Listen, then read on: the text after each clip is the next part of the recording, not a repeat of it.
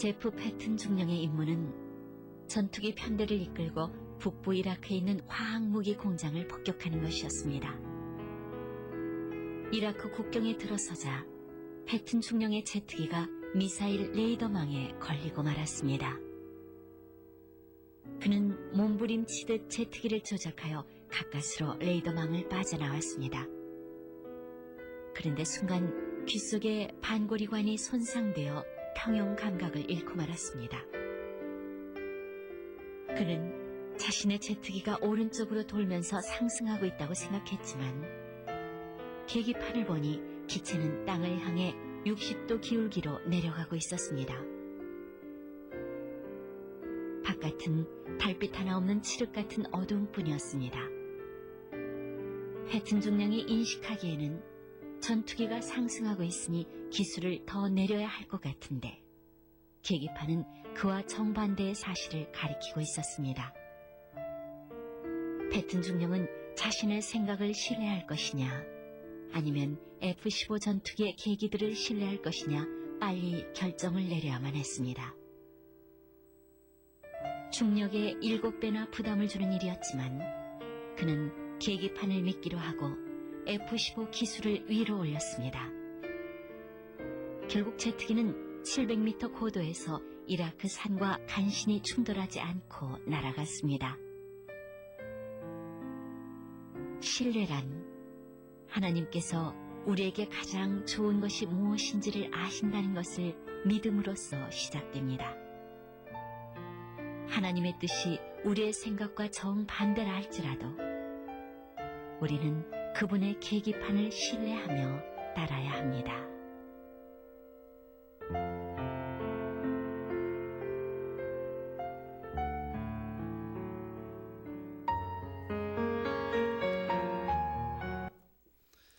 오늘도 우리 물건교 오신 여러분들을 진심으로 환영합니다. 우리가 짧은 영상을 하나 보았습니다만은 그 전투기 조종사가 자기의 생각만 따라갔다 하면 그래서 계속 그 비행기를 땅으로 향해서 내려갔다 하면 큰 사고가 났겠죠. 그런데 자기 생각에는 비행기가 올라가는 것 같지만 계기판은 지금 땅으로 내려가고 있으니까 빨리 기술을 올려라. 자기 생각보다는 계기판을 따랐기 때문에 결국 그는 산과 부딪히지 아니하고 살아서 돌아올 수가 있었습니다. 우리가 살아가다 보면 이 일이 맞는 것 같은데 이 길이 맞는 것 같은데 라고 하지만 결국 가서 보니까 아니고 또 힘들 때가 있죠. 지금은 거의 내비게이션이 다 있습니다만 제가 물금교에 처음 온 지가 한 18년째 이제 들어가는데요. 그때 이제 교회 제가 부임하고 이제 위임 예배를 드릴 때에 이제 제가 먼저 섬겼던 교회 성도들하고 아는 분들이 많은 분들이 축하를 해주기 위해서 찾아오게 되어졌습니다. 요즘처럼 내비게이션이 있으면 간단하게 내비게이션 찍고 오면 되는데 그 당시에는 그런 게 전혀 없었을 때니까요. 그래서 물어보길래 이렇게 와서 이렇게 오면 범어에서 고개만 하나 넘어오면 우리 교회가 보일 테니까 찾아오라 이렇게 말했습니다만 나중에 알고 보니까 많은 사람이 돌아갔다 하더라고요. 왜냐하니까 범어 황전 아파트까지는 왔는데 그때는 지금은 이게 지하도도 있고 역으로 바로 내는 큰 도로가 있습니다. 그때는 그것도 없지 않습니까? 그냥 그 조그만 도로, 그 2차선 도로 하나밖에 없으니까 저 산 넘어가면 뭐가 있겠나 라는 그런 생각을 했대요. 저 언덕을 넘으면 뭐가 있겠나. 그냥 자기 생각에. 나는 분명히 그걸 넘어오면 교회가 아무것도 없는 교회가 훤히 보이지 않습니다. 넘어오기만 하면 되는데 자기들 생각에는 황전 더 지나가면 거기는 그냥 산이고 아무것도 없다고 생각하니까 언덕을 넘어야 보이니까 자기 생각 아니다 이거죠. 결국에는 그래서 황전을 해서 범호 위로 가가지고 뺑뺑뺑 돌다가는 찾다가 그냥 집으로 돌아갔다 하는 이야기들을 들었습니다. 내비게이션이 있었으면 쉽게 찾아왔을 텐데, 그죠? 자기 생각대로만 가다 보니까 결국에는 엉뚱길로 그래서 도달하지 못하고 다시 집으로 돌아가 버린 그런 이야기도 있습니다. 요즘 차들을 다 타고 다니고요. 차를 사면 차마다 두 가지는 꼭 기본적으로 추가를 하는 것 같아요. 첫째는 블랙박스죠. 블랙박스가 있으면 사고가 나더라도 그 사후 처리 과정을 정확하게 할 수 있기 때문에 블랙박스를 이렇게 달죠. 또 하나는 내비게이션을 달죠. 내비게이션을 굳이 안 달아도 요즘은 또 스마트폰 안에 또 내비게이션 기능이 있기 때문에 굳이 따로 달지는 않습니다만은 스마트폰을 꺼내놓고 이제 그 내비게이션을 작동시켜서 이렇게 갈 때가 참 많죠. 물론 잘 아는 길은 뭐 굳이 뭐 내비게이션을 켤 필요가 없죠. 잘 알기 때문에. 그러나 모르는 길, 특별히 처음 가는 길을 갈 때는 내비게이션이 얼마나 소중한지 모릅니다. 요즘 또 보니까 우리나라에 도로 건설을 참 많이 해요. 너무너무 많이 하는데 저는 고향이 부산이고 부산 살다가 왔음에도 불구하고 요즘도 부산에 한 번씩 가면 없던 길들이 막 있어가지고 혼란스러울 때가 참 많아요. 그런데 내비게이션을 딱 눌러놓으면 내비게이션이 알아서 몇 미터 가서 좌회전하세요, 우회전하세요. 로타리에서는 몇 번째 출구에서 나가세요. 자세히 가르치거든요. 그런데 그 내비게이션에 보면 거의 목소리가 보면 젊은 아주머니의 모습, 아가씨인지 아주머니인지 모르지만 그 여자 목소리가 나오잖아요. 근데 그 여자를 나는 얼굴을 한 번도 본 적도 없고 누군지도 모르고 나 아무 상관이 없지만 그 여인의 말을 정말 잘 듣거든요. 잘 듣고 가면 처음 가는 길 모르는 길도 쉽게 찾아갈 수가 있어요. 처음 가는 길이지만 내비게이션은 우리가 가보지 않은 길까지 다 알고 있고 어떻게 하면 그 길을 편리하게 갈 수 있는지를 잘 가르쳐 주죠. 요즘 내비게이션 기능이 더 좋아져 가지고 그전에는 그냥 길만 가르쳐 줬는데 이제 후에 나온 내비게이션들은 그 길에 어느 길이 막히고 어느 길이 안 막히는지 좀 둘러가도 이 길로 가면 좀 더 빨리 갈 수 있고 이 길로 가면 좀 시간은 많이 걸리지만 곧장 갈 수 있다. 이렇게 상세하게 설명해 주는 내비게이션도 있더라고요. 그래서 내가 가보지 않은 길이지만 내비게이션 다 알고 있는 것 같아요. 그래서 그 따라가면 좀 얼굴도 모르고 누구인지도 모르는 그 여자의 목소리를 따라서 따라가면 목적지에 도착을 하게 되는 것이죠. 오늘 성경의 말씀은 목자와 양에 대한 그런 비유의 말씀입니다. 예수님께서 직접 하신 말씀인데요. 나는 목자다 11절 말씀에 읽지는 않았습니다만은 나는 선한 목자다라고 그렇게 말씀하고 있고 그래서 10장 읽어보면 목자와 함께 양에 대하여서 많이 설명을 하고 있습니다. 양은 참 시력이 어둡다고 그럽니다. 앞을 잘 분간을 못한대요. 그렇기 때문에 스스로 길을 찾아갈 능력이 없는 거죠. 그리고 또 우리가 양하면 생각나는 것이 뭔가 하면 양은 참 연약한 짐승입니다. 그렇죠? 하다못해 고슴도치라도 작은 고슴도치라도 이렇게 자기를 해코지할 사나운 짐승이 오면 바늘을 쫑긋 세워가지고 물지 못하게 한다든지 나름대로 다 자기 방어 수단을 가지고 있는데 양은 전혀 그런 것이 없습니다.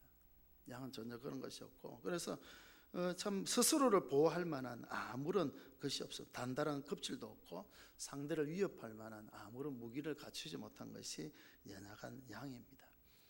양은 스스로 살아가기가 참 힘들어요. 풀을 뜯어먹는데 양은 이 풀을 뜯어먹을 때 땅 위에서 올라온 부분은 다 뜯어먹어 버린답니다. 그래서 양이 한번 지나가면 거기는 완전 진짜 황무지가 되어져 버린대요. 그리고 한 곳에만 계속 머물러 있을 수 없고 그곳에 풀을 다 뜯어먹으면 그 다음 초장으로 옮겨가야 되는데 양은 스스로 길을 못 찾아가지. 또 그러다 보면 때때로 목이 마르면 물도 찾아서 마셔야 되는데 눈이視力이 어둡기 때문에 스스로 못 찾아가는 거죠. 결국 그 자리에 뱅뱅 돌다가 죽을 수 있는데 또 양 주위에는 그래서 항상 사나운 짐승들이 도사리고 있죠. 여기 보면 오늘 본문에도 나와 있죠. 이 사나운 짐승 이리가 이렇게 기다리고 있다가 양을 집어삼키기 위해서 항상 도사리고 있죠. 이리가 오면 도망갈 수가 없습니다. 뭐 사슴처럼 빨리 달려갈 수도 없고 그렇죠. 뭐 단단한 껍질이 있어서 뭐 스스로 몸을 보호할 만한 그런 것도 전혀 없고 뿔이 나가지고 상대방을 위협할 만한 그런 것도 전혀 없고 사나운 짐승은 그냥 고스란히 참 먹힐 수밖에 없는 그런 연약한 짐승이죠. 그렇기 때문에 양에게는 목자가 얼마나 소중한지 모릅니다. 목자는 양을 위해서 양을 지키기 위해서 사나운 짐승과 싸워주죠. 오늘 11절에 제가 말씀을 드렸습니다만 나는 선한 목자라. 선한 목자는 양들을 위하여 목숨을 버린다. 목자가 왜 양을 위해서 목숨을 버립니까? 양을 지키기 위해서 사나운 짐승과 싸우다 보면 사나운 짐승에게 끌히기도 하고 물리기도 하고 다치기도 하지만 양을 지키기 위해서 목자는 자기 몸을 돌보지 않습니다. 심지어는 그러다가 자기가 죽는 한이 있더라도 양을 지키기 위해서 몸을 던지는 것이 목자죠. 근데 그 선한 목자 있는 반면에 12절에 보면 싹꾼 나와요. 싹꾼이 목자가 나와요. 목자이기 목자인데 싹꾼이에요. 싹꾼. 이 사람은 어떻는가 하면 양도 제 양이 아니고, 그래서 이리가 오는 것을 보면 어떻게 합니까? 양을 버리고 달아나 버린다. 그러나 선한 목자는 끝까지 그 양을 지키기 위해서 자기가 다치는 한이 있더라도, 심지어는 죽는 한이 있더라도 양을 보호하기 위해서 목숨을 버리는 선한 양이다, 목자다라고 그렇게 말씀을 하죠. 또 앞에도 말씀드린 것처럼 이제 때를 따라서 이제 푸른 초장을 옮겨가야 되고, 또 때를 따라 쉴만한 물가로 가야 되는데, 양은 스스로 그 길을 찾아갈 수가 없죠. 양은 앞이 보이지도 않으니까 길을 찾아갈 수도 없습니다. 바로 앞에 낭떠러지가 있어도 잘 몰라요. 그 정도로 실이 어두운데, 하나 이 양에게 있어서 하나 발달되어 있는 기능이 있는데, 그것은 청력이란 청력. 듣는 귀는 열려 있대요. 그래서 목소리만 들어도 이게 목자의 음성인지 아니면 강도의 음성인지를 분별해낼 수 있는, 보고 아는 것이 아니고 그 음성을 들어서 아는 거죠. 그래서 오늘 말씀에도 보면 그런 말씀이 나오죠. 4절에 보니까 양들이 그의 음성을 아는 고로 따라오되 타인의 음성은 알지 못하는 고로 타인을 따르지 아니하고 도리어 도망을 간다. 이 타인은 누군가 하면 앞에 나 있는 말씀대로 보면 절도며 강도죠. 양을 잡아가기 위한 도적질하는 이런 사람들이 올 때에도, 그래서 그 음성을 알지 못하면 낯선 음성이기 때문에 따라가지 않는다는 거죠. 그래서 양은 스스로 보호하기 힘들고 스스로 길을 찾아가기 힘들지만, 목자와 함께 있으면 양은 걱정이 없습니다. 어떤 사나운 짐승이 오더라도 목자가 다 지켜주니까 걱정이 없죠. 또 길을 몰라도 아무런 걱정이 없습니다. 왜? 목자가 다 앞서서 가서 이리로 오라 이렇게 하면 따라가기만 하면 되니까 뭐가 걱정이겠습니까? 스스로 찾아가야 되고 뭐 그러면 힘들겠지만 그런 걱정이 없어요. 목자가 따라가기만 하면 푸른 초장 쉴만한 물가로 가게 되는 것이죠. 양이 모든 길을 다 알아서 찾아가는 것이 아닙니다. 양은 목자의 음성을 듣고 따라가기만 하면 돼요. 사나운 짐승이 오더라도 두려워할 필요가 없습니다. 내가 그 사나운 짐승과 싸워서 이겨야 된다, 그래야 내가 살 수 있다, 그렇지 않습니다. 목자가 대신 싸워주니까 목자만 따라가기만 하면 아무런 걱정이 없는 것이죠. 귀는 밝기 때문에 목자의 음성을 듣고 따라갑니다. 모든 길을 다 아는 것은 아니지만 목자만 따라가면 푸른 초장 가서 참 싱싱한 풀을 마음껏 뜯어 먹을 수 있고, 목자의 음성을 듣고 따라가기만 하면 쉴만한 물가에 가서 참 물을 마시면서 안식하고 쉴 수 있죠. 물론 이제 사나운 짐승들이 도사리고 노리고 오겠지만 목자가 함께 있으면서 목자가 다 지켜주니까 걱정할 것이 없는 겁니다. 그래서 오늘 목자와 양에 대해서 말씀은, 예수님은 나는 선한 목자다라고 이렇게 말씀을 했는데요. 이스라엘 백성들을 하나님 특별히 사랑하셨습니다. 그래서 애굽에서 430년 동안이나 종살이하고 있을 때 하나님께서 그 이스라엘 백성들을 애굽에서 구원해내어서 젖과 꿀이 흐른 땅, 너무나 비옥한 땅이었기 때문에 그 이름을 젖과 꿀이 흐른다라고 할 정도로 비옥한 땅, 그 가나안 땅으로 인도해 가시는데, 애굽에서 가나안 땅 갈 때 그냥 뭐 순간이동해서 가는 것이 아니지 않습니까? 가다 보면 광야길을 지나게 되죠. 힘든 길을 지나게 되죠. 그리고 그 광야는 낮에는 정말 뜨거운 태양빛 때문에 견딜 수가 없을 정도로, 지금 우리 폭염주의보가 내렸다 그러는데요, 이 사막지대 여기는 그렇지 않습니까? 한낮에는 뭐 3, 40도로 올라갈 정도로 불볕 떠이죠. 불볕 떠, 화상을 입을 정도로. 밤에는 또 상대적으로 기온이 급격히 내려가서 영하까지는 가지 않는다 할지라도 상대적으로 이 기온이 내려가기 때문에 극심한 추위를 느끼죠. 추위. 낮에는 뜨거운 태양빛, 밤에는 또 참 그 차가운 그런 냉기 때문에 견딜 수 없는 그런 상황. 그런데 하나님께서 그들을 위하여서 어떻게 합니까? 낮에는 구름 기둥을 쫙 펼쳐가지고 구름을 막아주시죠. 그 태양빛을 다 막아주시죠. 밤에는 그 추위를 견디길 수 있도록 불기둥을 보내가지고 그 추위를 잘 이겨낼 수 있도록, 또 구름 기둥은 높이 떠올라서 그 가는 길을 또 인도해 주죠. 그래서 구름 기둥이 가는 대로 따라가면 되는 거예요. 아무도 그 가나안 땅까지 가본 사람이 없어요. 가본 사람이 없지만 하나님께서 그 길을 다 아시고 구름 기둥 인도해 가는 거예요. 그럼 그 길을 따라가기만 하면 되는 거예요. 따라갑니다. 밤에도 그렇죠. 불기둥은 밤에도 잘 보이지 않습니까? 그 흩어지지 않고 그 불기둥에만 모여 있으면 추위를 이겨낼 수 있죠. 하나님은 이스라엘 백성들, 한 번도 가보지 않았던 그 광야의 길을 가고 있는 이스라엘 백성들, 연약한 민족이죠. 누가 와서 기습 공격하면 막을 수 있는 전쟁 도구를 아무도 가고 있지 않는 그런 연약함. 또 처음 가보는 길이기 때문에 아무도 스스로 그 길을 찾아갈 수 없는 그런 상황이지만 하나님께서 인도해 주시고 하나님께서 보호하셔서 그리고 적과 꿀이 흐르는 땅 가나안 땅에 들어가게 되어졌죠. 양은 스스로 길을 찾아갈 능력도 자기를 보호할 힘도 없지만 목자만 잘 따라가면 걱정이 없습니다. 두려움이 없습니다.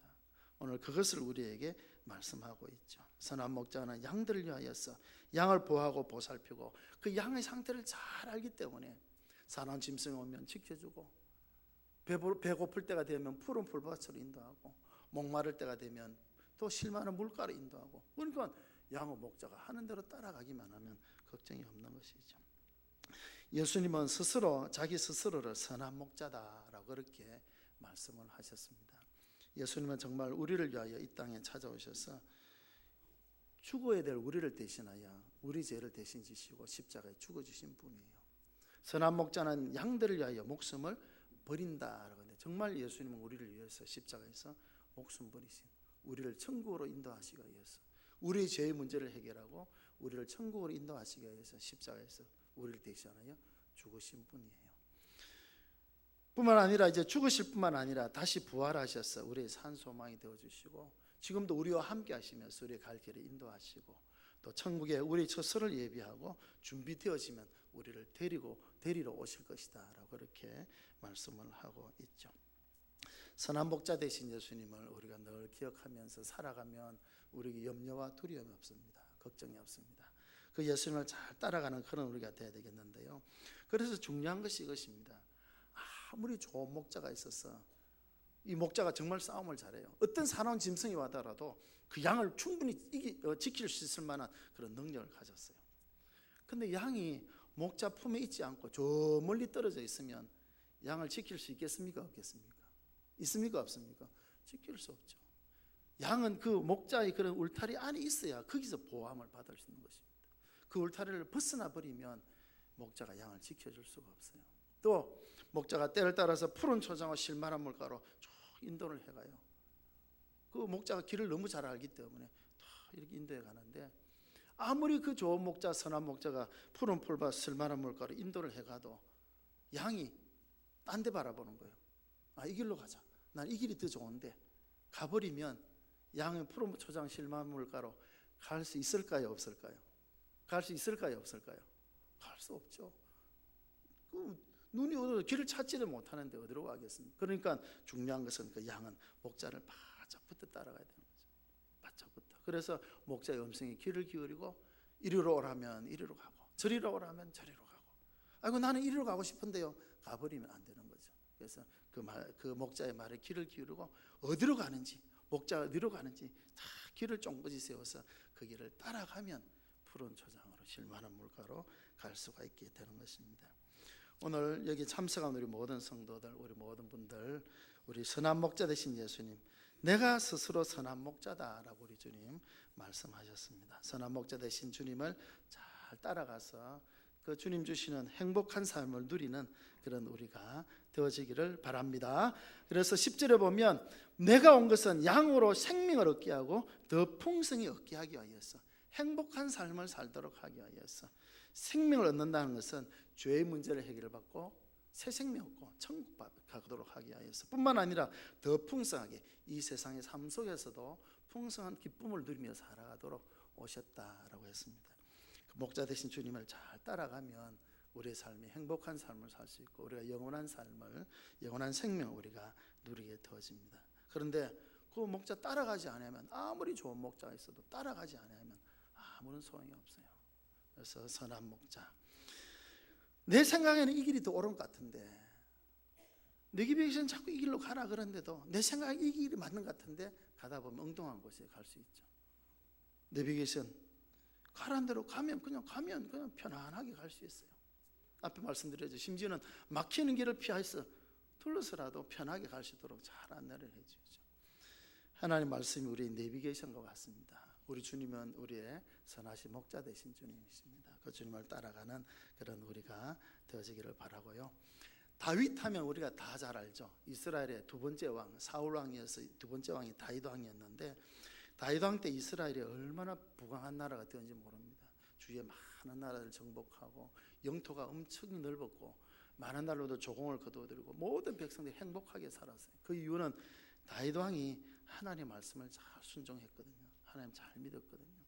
그럴 때 하나님께서 그 다윗에게뿐만 아니라 다윗 왕이 형통하니까 그 나라 백성들이 다 행복한 삶을 살아갔죠.